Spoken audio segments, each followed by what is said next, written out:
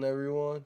My name is Andre Wilcock. Again, a lot of folks call me Gooch, but I'm not quite sure what y'all want to call me. But again, we'll figure it out as we continue to move forward. But anyway, this is the second episode of the Fourth and Faith podcast.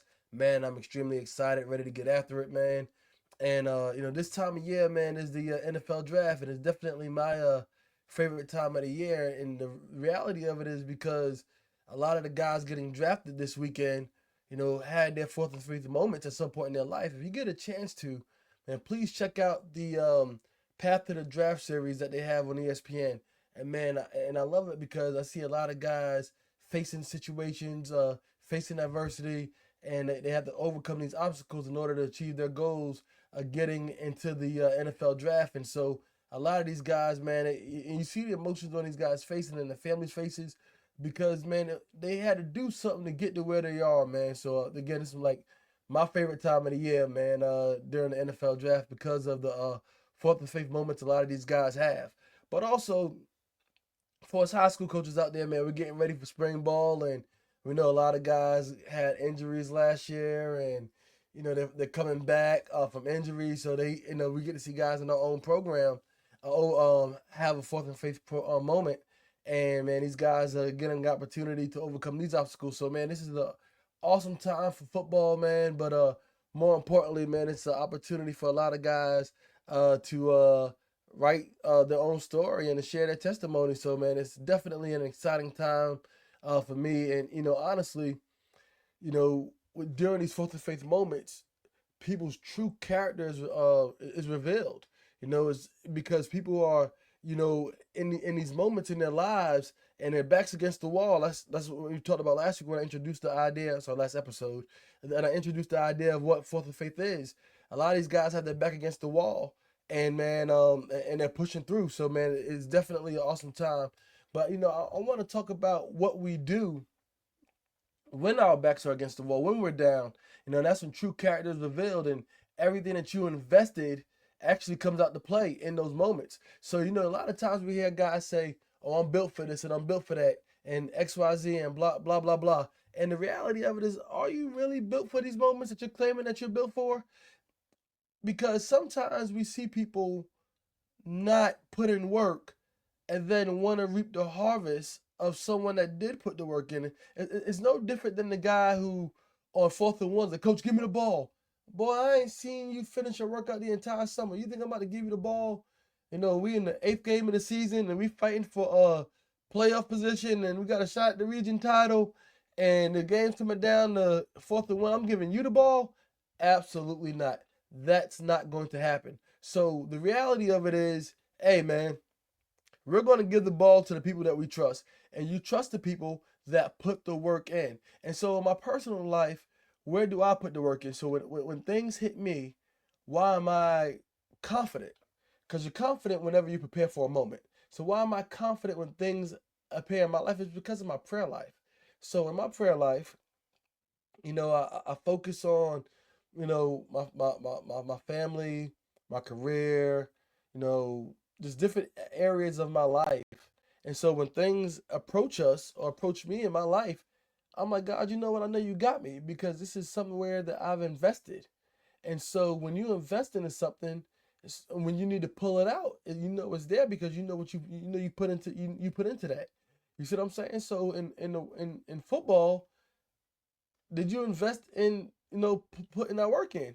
And so when it's fourth and one, can I have you on the field? Because if you're one of the kids who put the work in and never never faked the injury because it got too hot and you didn't want to, you already ran 15 110s and I said, all right, back on the line. You was like, all right, coach, man, I got you. Let's do it. I actually trust that kid because I know the work that kid put in. But if you didn't put the work in any situation in life, how can you expect to be okay when adversity hits you? And so the cool thing about the NFL draft is adversity hit a lot of these guys and they kept moving, they kept pushing forward. I like to always refer to the story of Mike Evans, and if you get an opportunity to, I think it was an E60. Check it out, man. But he faced adversity at an early age, and the situations that he experienced and saw, he could have went either way. But there's a story of someone who put the work in and kept moving forward. And those are the guys that I love to follow and I love to hear about. And those are the guys, man, those stories, man, like during the draft, man, I love seeing these stories of guys, man, pushing through and overcoming those obstacles because some people don't do it. Some people, just give up. Or some people allow their environment to dictate who they become. And so, man, I love the NFL draft. Again, I love the idea of, a bunch of young men achieving their goals of playing in the NFL.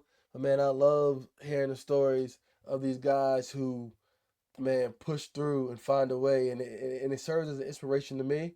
And I hope that it serves as an inspiration to you guys as well. So, man, I definitely want to, challenge everyone. Man, check it out, man. Check out the path to the draft. I'm actually taking a break from watching the draft right now to record this podcast because, man, it's an exciting time, man. I get excited and I love it because you get to see these awesome stories, man. You get to see a lot of guys do awesome things, and I love it also because a lot of these guys give praise to God and thank their Lord and Savior Jesus Christ, and I think that's awesome. Anytime that God's getting the glory, and look, many people can get drafted and tell God thank you, and it's still ain't enough. But when I see people thank God, man, on a national stage where it's definitely not encouraged, man, I love it and I'm excited about it because that's my God getting some recognition for all the awesome things that he's already done and that he's continuing to do.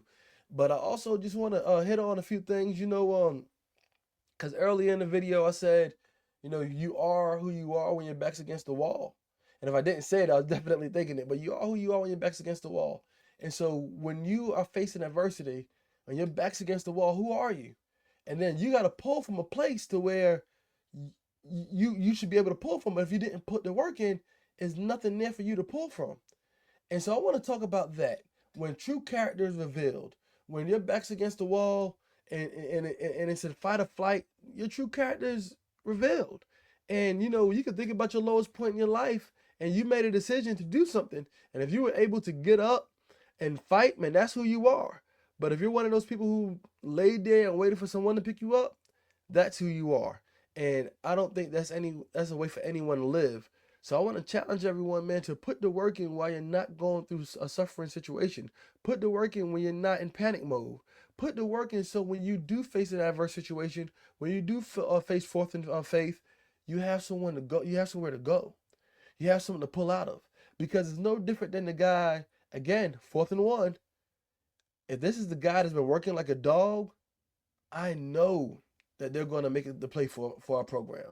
So if you're the guy that's been investing in your prayer life, not just when you need God, but having a true relationship with God, I know when you need God to show up, man, he got you. He got you. But what we have to do is not always treat it as, hey, God, it's me again. Hey, I need you now. No, man, just talk to God and just tell him thank you sometimes. Have a true relationship with him because you have a relationship with your girlfriend, you have a relationship with your spouse. And so in those situations, you don't just talk to her just whenever. No, it's a continual piece of conversation. It's constant conversation. It's a true relationship. It's not just, hey, you don't, women out there, you ain't just, hey, I need my brake pads changed. I need you to fix that for me. That's not the only time you talk to your husband. Guys, you're not like, hey, I need XYZ. I need whatever. You're not just talking to your spouse then. No, it's a relationship, and God desires us to have a relationship with him. And so when we invest in our relationship, when we need something from our relationship, it's usually there for us to get because we've invested time and we invested something in order to know that, hey, when I need something, it's there for me to receive it. But when you just call on someone whenever you need something, they're not really going to feel like doing that for you. All right, so it's no different than your relationship with God. Again, it's no different in the world of football either, man. Like, you gotta put the work in. How can you expect to have to achieve your goals and to have those confetti moments if you do not put the work in? So the work is definitely mandatory. Sorry, y'all, got a new microphone here. If you guys see it in the video, so it's all good. But if you do not invest in it, it's not going to be there for you. So I just want to challenge everyone, man, to invest in the things that you care about and invest into your dreams. And honestly, man, don't expect to receive anything from something you haven't invested in. And that's a relationship, And that definitely goes for football. If you're that guy that skip reps in the weight room, don't expect to have 1,000-yard season if you're skipping reps. Don't expect to have 100 tackles if you were skipping reps. You ain't getting 1,000 yards receiving if you were skipping reps, because that guy that has to have that dog mentality to achieve those things, he put the work in. He definitely put the work in, because it's not going to come for someone who didn't work for it. And I know people probably saying, there's an exception to every rule because, this guy got drafted and he has a terrible work ethic. Well, it's not, his confetti moment's not going to last very long. It's just not. So, man, again, this is why I love the draft, because a lot of those guys, man, really put some serious work in. And to see that hard work paying enough, to see that they got over those hurdles, to see that they pushed through those adverse situations, it should definitely serve as motivation. And for a group of people that are entitled, yeah, I'm going to talk about those guys as well. The entitled culture of it should have been me, why not me, or something bad happens, woe is me. Understand this: Joshua I'm sorry, God told Joshua to take the land, right? God told Joshua to take the land. Yeah, it's yours, but you're gonna have to take it. So Joshua could have been entitled and never got it. But instead, Joshua was, all right, bet, let's go. And Joshua took the land. Understand, when you are going to take something, there's a war that has to happen. And how do you win in war? You have to prepare for it. How do you prepare for anything? You have to train for it. So you have to train for those moments that you desire to have. And that's just the reality of it. So guys that aren't willing to train, especially in the world of ball, if you ain't willing to train, you're not going to take anything. First of all, you ain't going to take a starting job to even get on the field if you ain't putting in the work. That's first and foremost. And it has, in everyday life, man, if you don't train for these moments, man, and to me, training for battle is when I pray. We put on the full armor of God, and if, you definitely check that out, because it's real. We put on the full armor of God, man, because it's a battle, man. And so in my prayer life, I'm preparing for battle. So this is why prayer life is extremely important. And if you take that same mindset and you apply it to ball, you're going to be successful at what you're doing. I'm not going to say you're going to be the world's greatest safety just because you have a prayer life. No, I'm not saying that. But I am saying that you will become the best version of yourself if you put the work in order to achieve that level of success. So I just want to challenge everyone, man, to go ahead and just put that work in, man. So when fourth and faith does occur, you actually have the faith to get through that situation. But I want to talk about the entitlement as well. I want to get back on that, because sometimes, man, look, I'm a high school football coach, and I run into entitled people more than I would like to be honest with you. And at the end of each season, let's just be honest, in each classification, one team wins the state championship. All right, so a lot of people's seasons end in tears, and every year I have to ask myself, and I'll be honest with you, I'm the first one in a minute, man. I cry at the end of each season. I'm that coach, all right? I'm that coach, man, because I put so much in, and to fall short of your goals when you give it your all, it hurts. But you have a decision to make at the end of each season. Do I get back up or do I just lay there? And I'm not laying there. And I love when my players are like, "Hey, coach, we got you." And I know there's a group of guys there that put that work in, but there's also a group of guys who cry, and you look at them as the coach and even as teammates in the past. Why are they crying? And I've come to the conclusion that it's one of two things: guilt or entitlement. But either way, you didn't put the work in to achieve your goals. And if your work ethic doesn't align with your goals, either your goals are too high or your work ethic is too low. And I would definitely hope that people would increase their work ethic before they decrease their goals. So I just want to challenge everyone, man, to get after it, man. Go be great.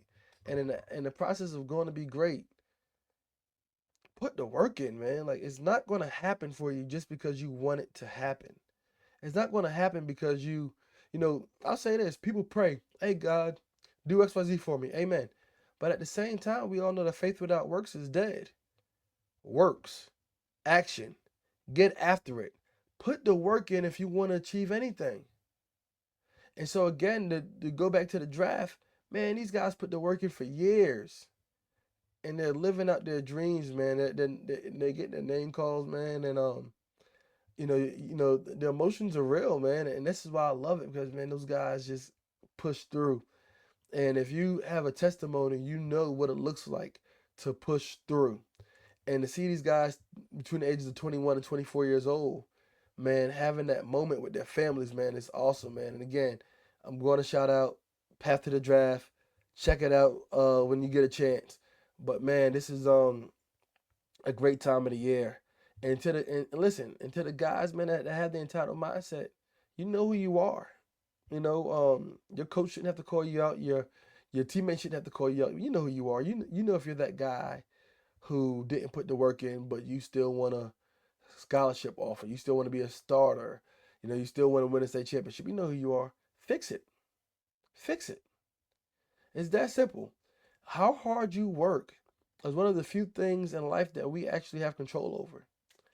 Fix how hard you go, and a lot of things can change for you. But men, ladies, children, listen.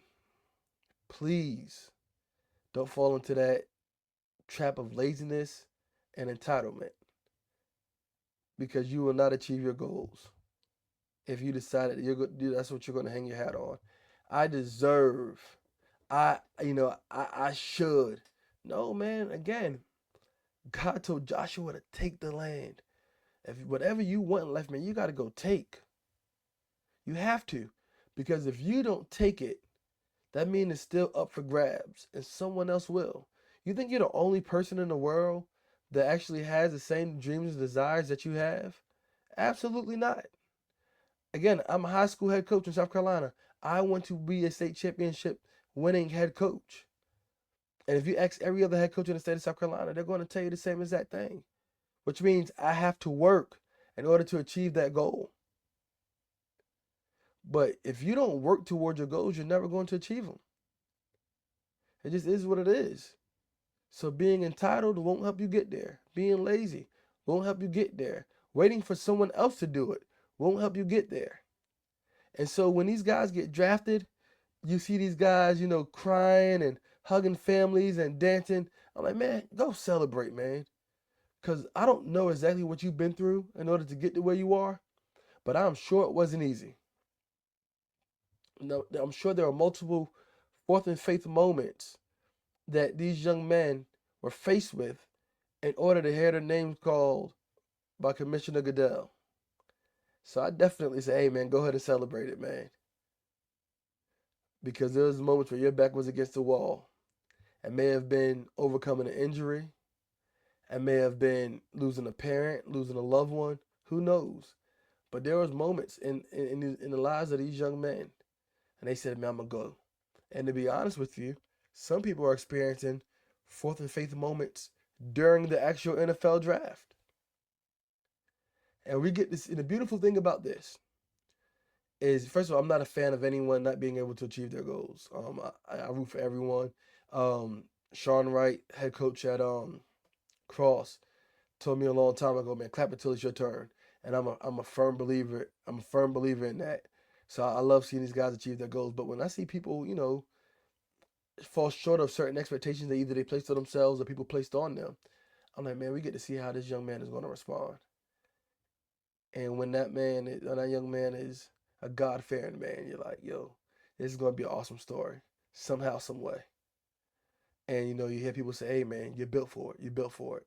But the reality of it is, are you really built for a moment that you didn't prepare for? This is again, I don't do the long podcast thing, as you guys know, but I'm gonna share a quick story. One of my friends, Newland Isaac, shout out to my boy Newland.